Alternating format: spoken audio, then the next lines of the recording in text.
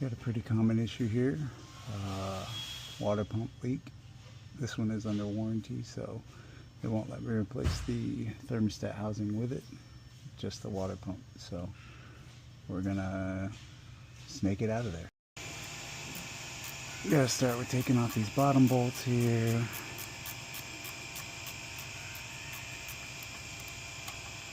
This one here and this one here, and then pretty much everything else you do from the top. And from the top, you can see the water pump lit up down there. Taking this piece with the air box off, air box out, all the stuff in the way out of the way, and then we'll slide the water pump out through right here.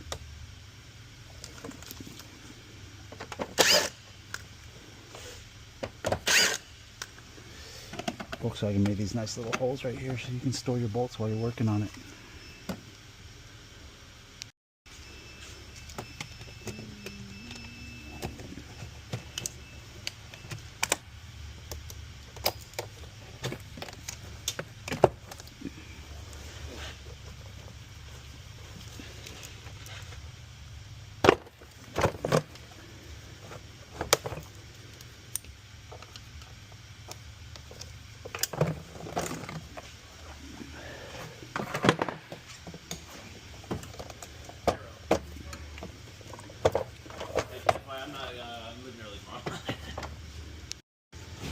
And we're just gonna take off all these connectors.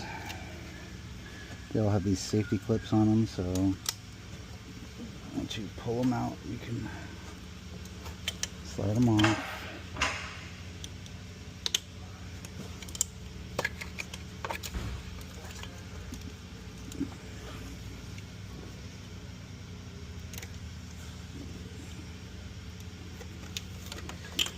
Get all your connectors out of the way. Pull these connectors off of this right here and slide them over here to the side.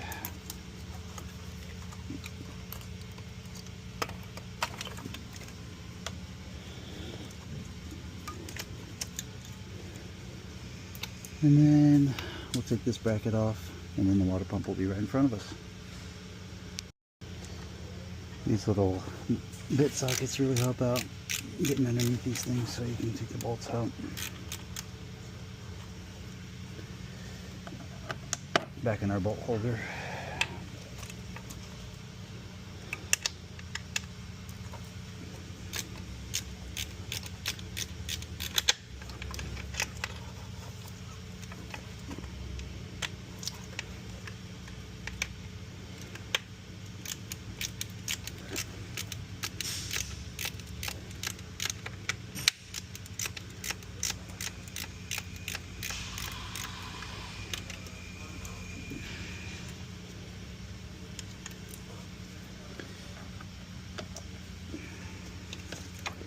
And this guy's off.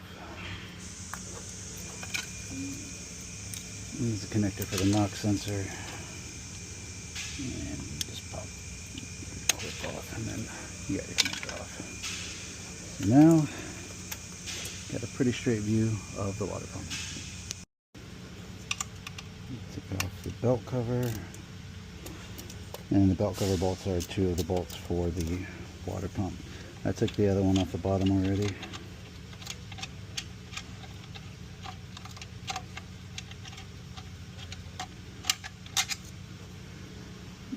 Put it in our bolt hole holder. You can see where it was leaking out of this weep hole here.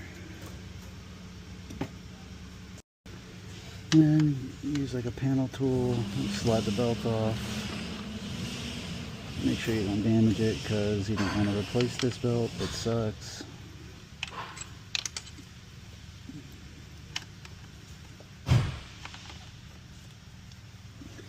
Because it's driven by the balance shaft underneath there. And we'll take off the three remaining 230s for the water pump. There's one here, here, and one back here. And then we'll let it drain for a minute so we don't make too much of a mess.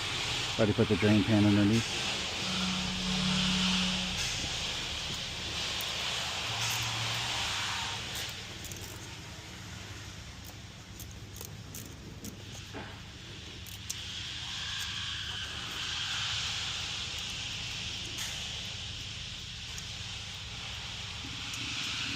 Now these bolts will come with the water pump. They have this little rubber to keep them inside, but I'll just pull them out all the way so they don't drop them somewhere and lose them.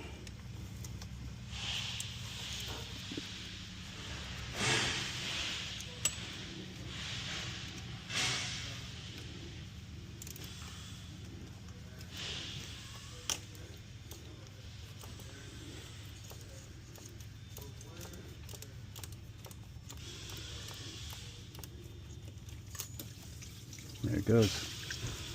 Starting to leak out already.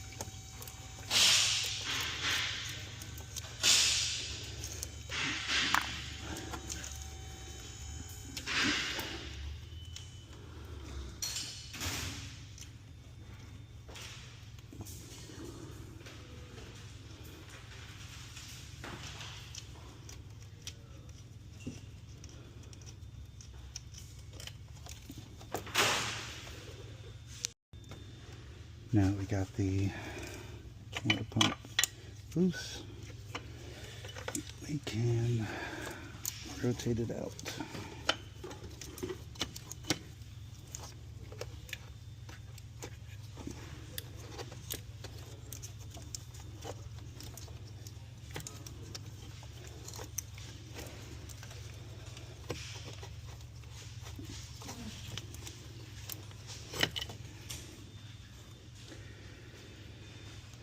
And you can see where it was leaking through that weep hole. And here we have our old pump, new pump, and as you can see, it comes with the bolts that I was just showing. And then the other two bolts will be the bolts that go through the cover. So those ones you have to reuse. These ones come with the pump. You got the new water pump. I leave this on to protect the fins, because as you're sliding it down there, it can catch on something and possibly bend them or mess them up, or cut something because those fins are sharp. So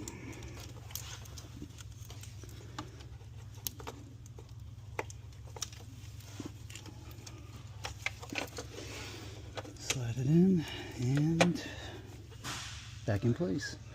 And you just go back around and tighten up all these bolts. So once you get the bolts in there from the top, I'll take off the little guard and then start the belt from the bottom. You can spin the crank and walk it over. What I do, I learned this on watching somebody on Instagram, but I can't remember who it was. You just jump the starter. So use this special tool here, VAS piece of wire, and then connect to the starter, and then this side to the battery, and then it'll walk it right on there. And that's it, belt's on. Then we'll put the cover on after I clean it up, put the cover on, and then we'll vacuum it down to make sure there's no leaks. Alright, we got our cover cleaned up, go back on with it, get the bolts back in. And then once all those are torqued down, we can pull vacuum on the cooling system and make sure there's no leaks, and then fill it. So I gotta go to the bottom and start the other bolt. So last bolt here, going in the bottom, and then we'll check the torque on all the bolts and vacuum the system down, make sure there's no leaks.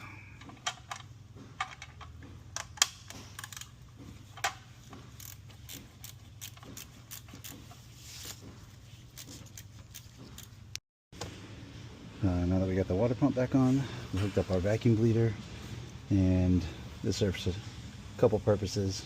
One, puts vacuum on the coolant system, make sure there's no leaks after you've done a repair, and then also once there's vacuum in the system, it can pull coolant back in.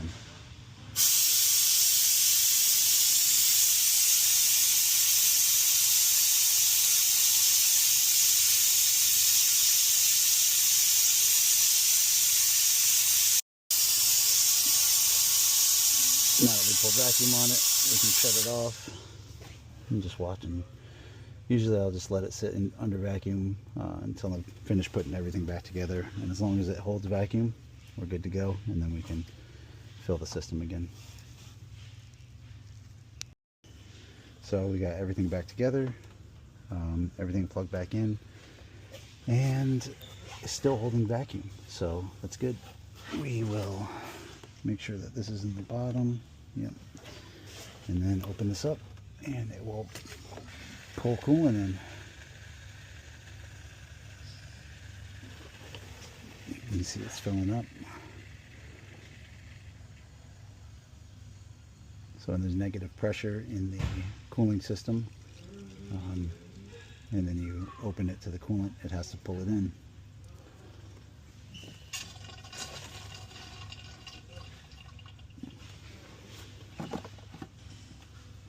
Perfect. Alright, last thing we're going to do here is spray it down with some cleaner, clean it all up, make it look like there was never a leak.